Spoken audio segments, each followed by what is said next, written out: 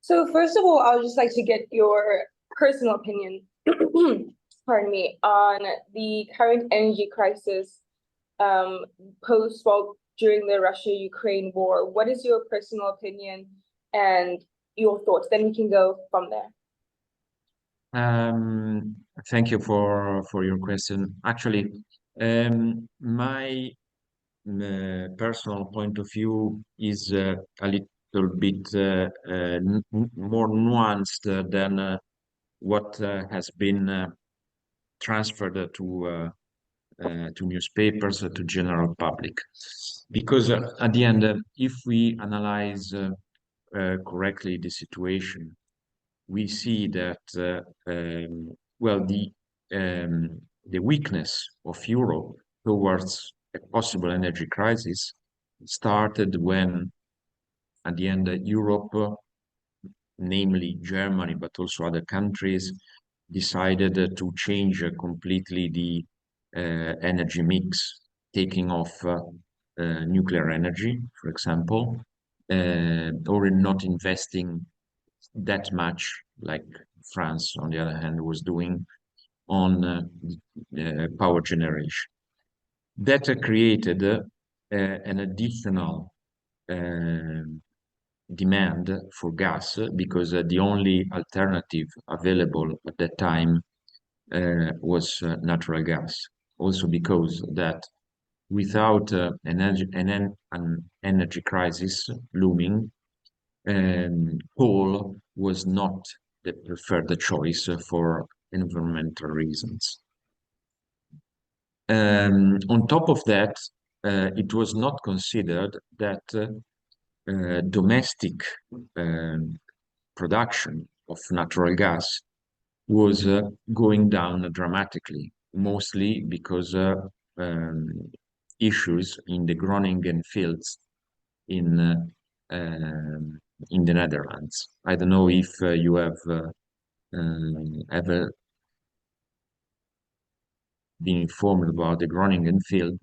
Groningen field was well, it is a super giant. It is still a super giant field that was developed in the north of the Netherlands, and due to tremors, I would not consider them as Italian.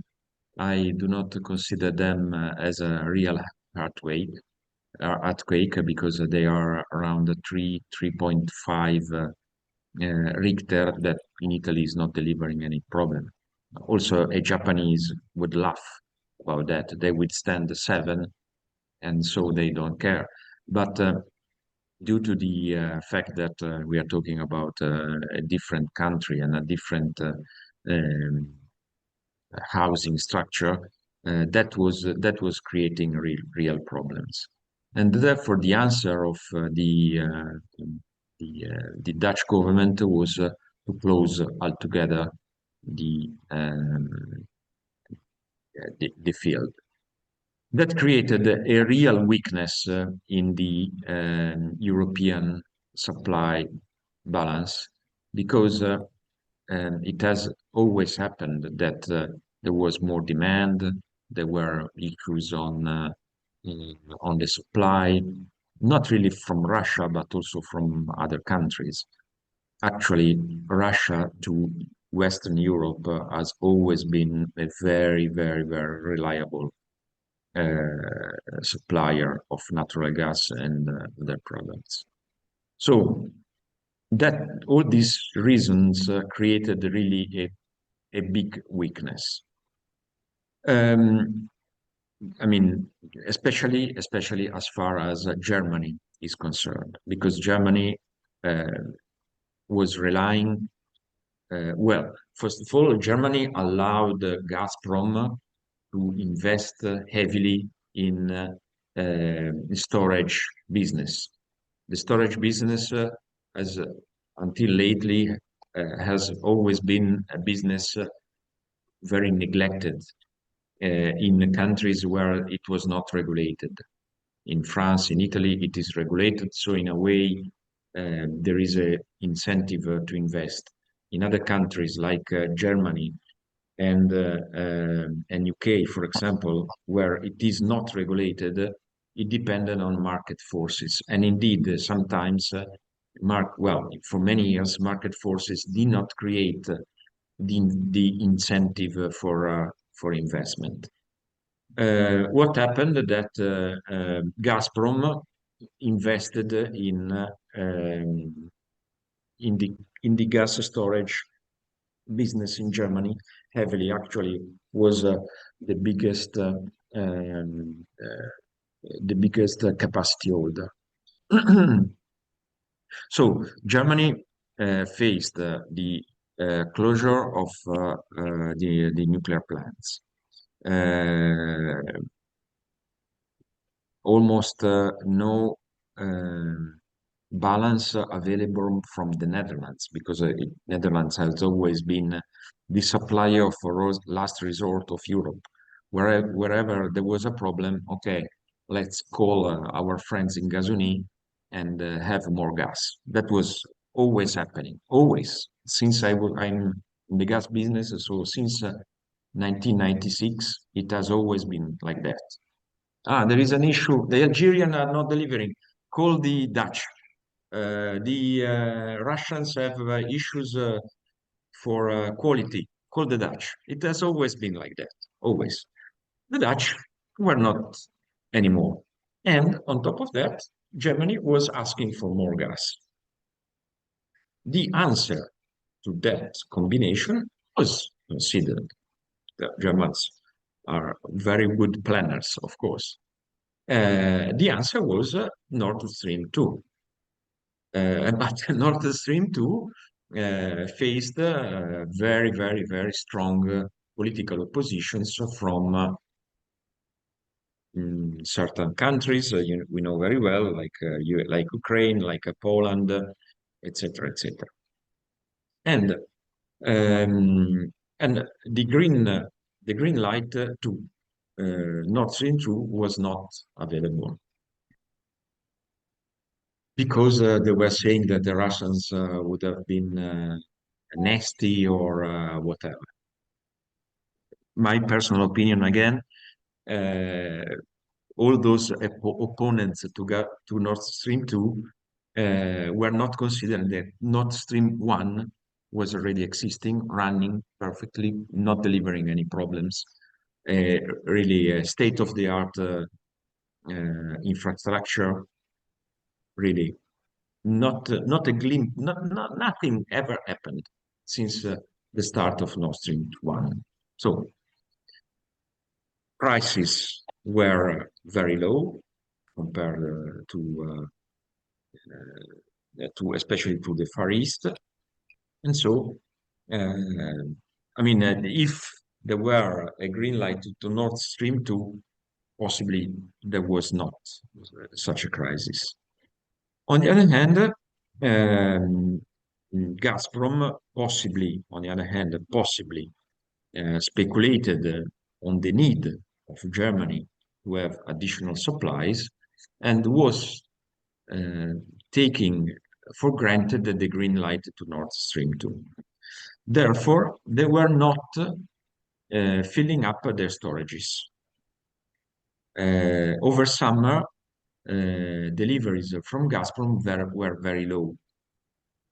There is a rationale also in that, because if you plan to have your infrastructure brand new, very expensive, to start in October, November, you plan not to use the storages, but to use the new infrastructure. Okay, this is rational. So they were not delivered. They did not clarify this, to be honest. They did not clarify this. They did not say that it was a kind of tit for tat looming for Europe. They were saying, no, no, for us the supply is fine. But they were not delivering, I must say. Over summer, they were not delivering enough.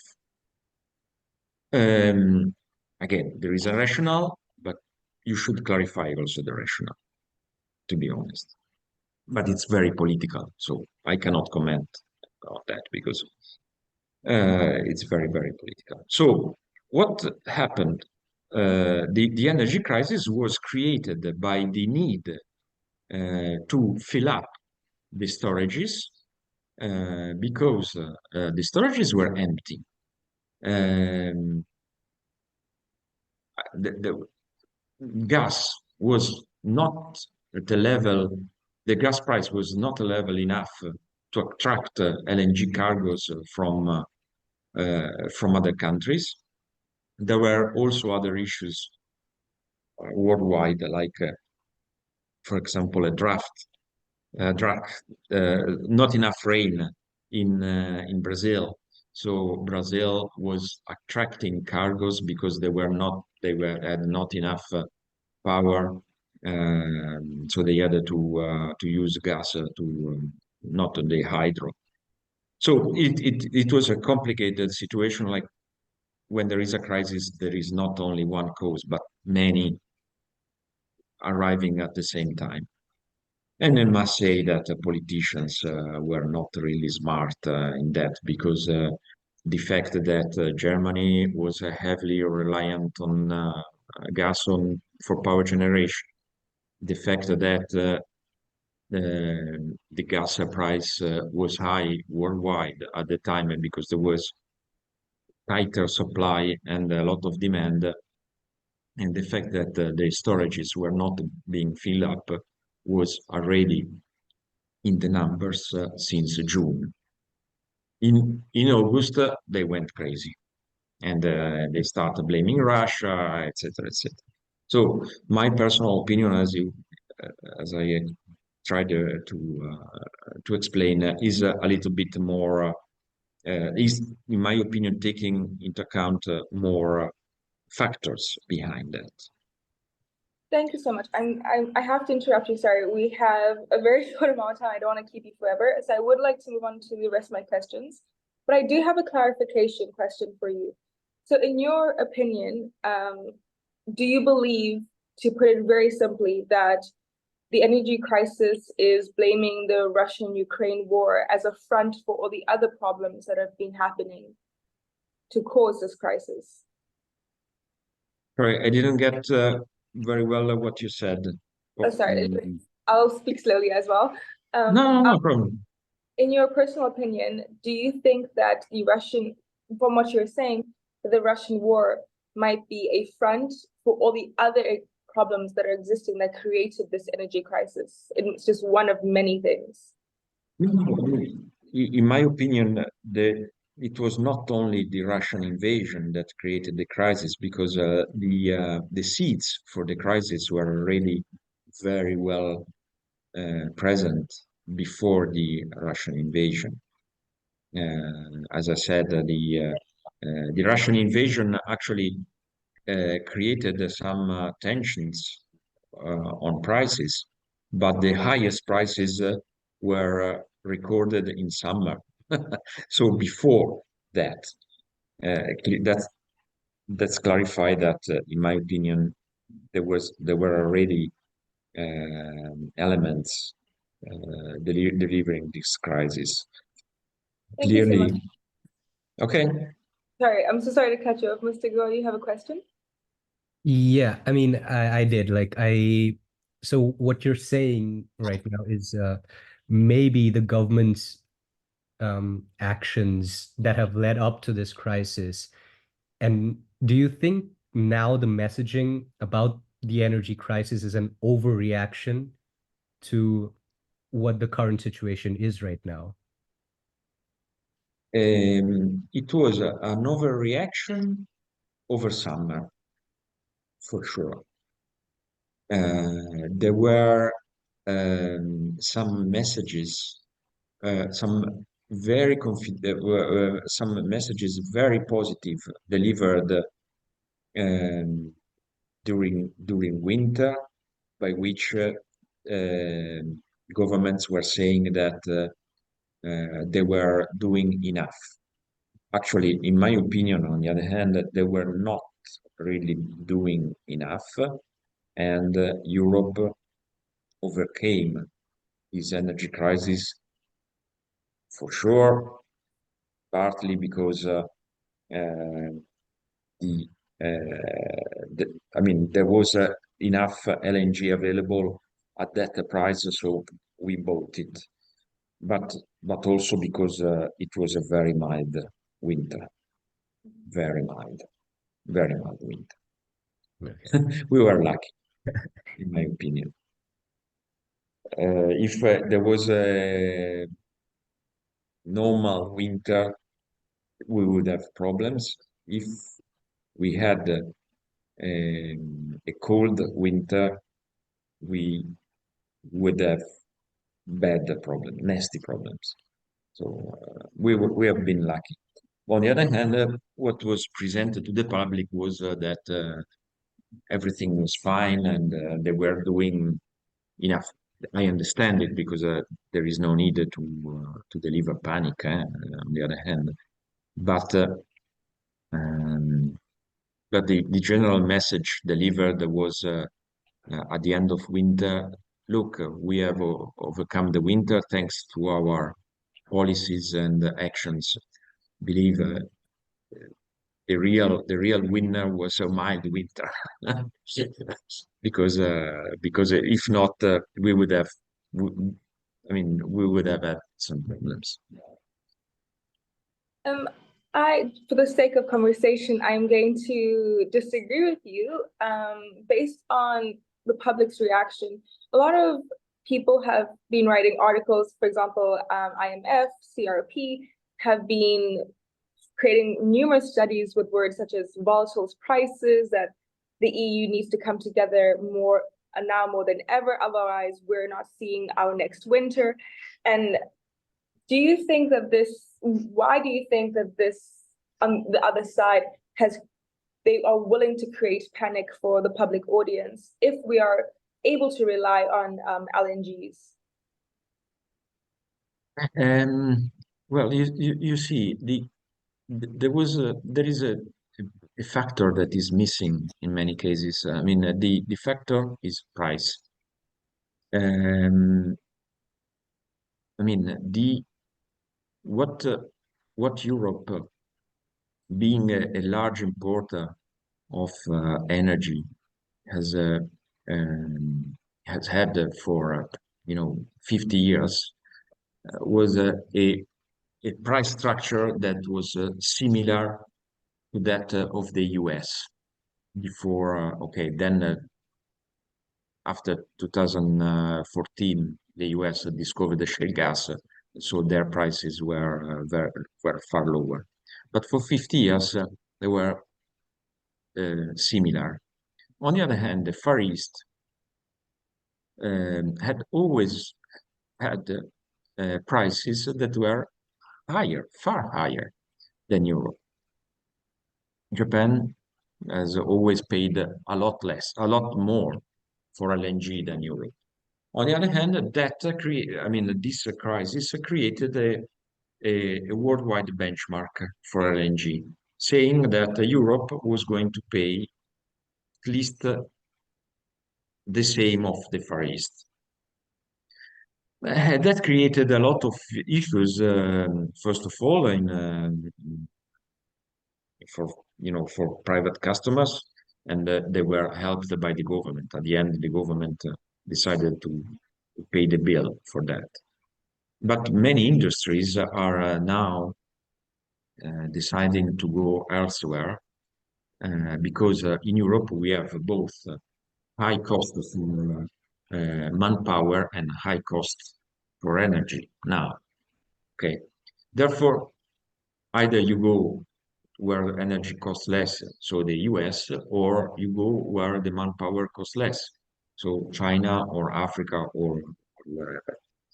That's creating a lot of problems for employment in Europe. But it is completely not considered in the general public, and my opinion could be considered. I mean, the decision not to switch off Russia in some ways is delivering more issues than are generally presented. Not saying, again, that the panic should be spread, because of course the role of politicians is not to spread panic. It's not it's so easy, but to take into account all the elements. In my opinion, yes. Thank you so much. That's very, very informative. And you spoke about, sorry, before I continue, Mr. Goa, you can ask. Yeah, no, now that you've spoken about the role of governments and you've highlighted the high manpower cost and high energy cost, like going forward, how do you think government should deal with such shortages or perceived shortages? What can they do about their planning and strategy so as not to have another one of these situations again? Because we've seen France has pretty much gone energy independent with their nuclear power. Can other countries in Europe also do the same? Um, I mean, the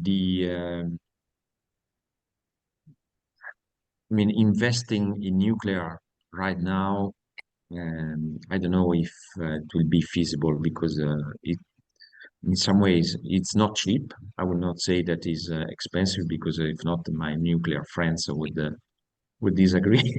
But I would say it's not cheap.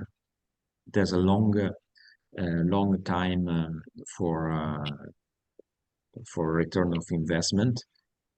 In my opinion, uh, first of all, uh, the German government should really think again about the decision to close their nuclear reactors.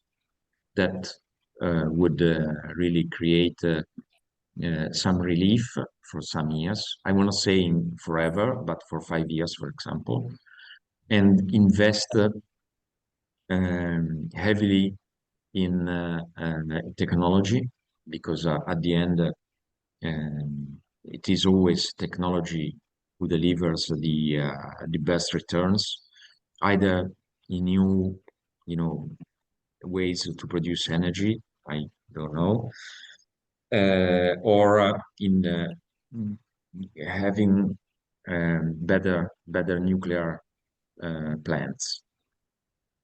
To that extent, the answer from Europe, I'm not happy about the answer of Europe, because the answer of the European Commission is hydrogen. Hydrogen is more expensive to produce because you need to produce first energy, then hydrogen. It is not an easy gas to be transported because it is very aggressive, very aggressive. I mean, the pipes, the methane gas pipes should be could have problems in transporting hydrogen, even as low percentage. So honestly, um, I mean, presenting hydrogen as the silver bullet, as the European Commission is doing, for me, is not really a good answer. They are doing that because, of course, there are the green areas or of the society, of governments, of political parts that are asking um, for forms of energy that are not delivering harmful emissions, but and on the other hand, they do not want nuclear. So hydrogen seems to be a good answer, but again, we are completely forgetting about price. About price, price uh, for energy produced using hydrogen as a backup fuel would be more expensive than the one produced with natural gas or nuclear or even solar. That's a fact. And And one of my therefore, last, I'm worried. Sure. I'm worried about Europe. As European, I'm worried. This is my point. Before I ask my last question and end the meeting, Mr. Gore, do you have any other questions? I don't. Thank you. So for my last question, as I'm aware, you are in gas trading, and Yeah. what does the future look like right now in the world of gas trading? I mean, it has changed a lot, meaning that nowadays, for sure, there is a worldwide benchmark, something that was not existing before for energy created by the LNG trade. The fact that it is also a world where the weather is more and more important. Weather forecasts are paramount for trading, something that was existing before, but not so much, because nowadays weather influence not only the demand of energy, meaning more or less heat needed in houses, etc., but also the availability of supply. Do you see it? Before it was only, is it cold or not?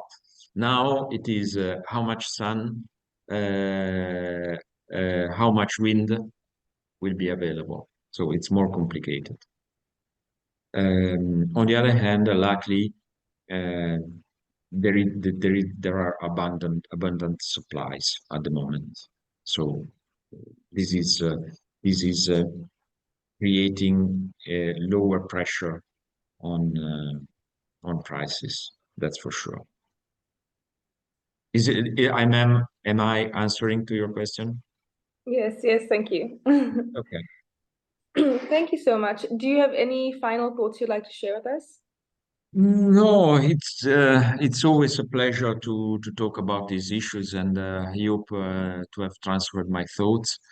Uh, and it is just that, of course, like for many things, things are, I mean, issues are presented to the public perhaps in a too simplistic way, and I'm happy that our people willing to think and to dig deeper. So I really appreciate your work. And thank you so much. Really. Okay. Grateful for your time. Thank Yes, you. thank you so much. All I'll the be in best. contact with you to share the article, and I hope you have a lovely day. Okay. Thank you. Bye. My regards also to Marco. Thank you.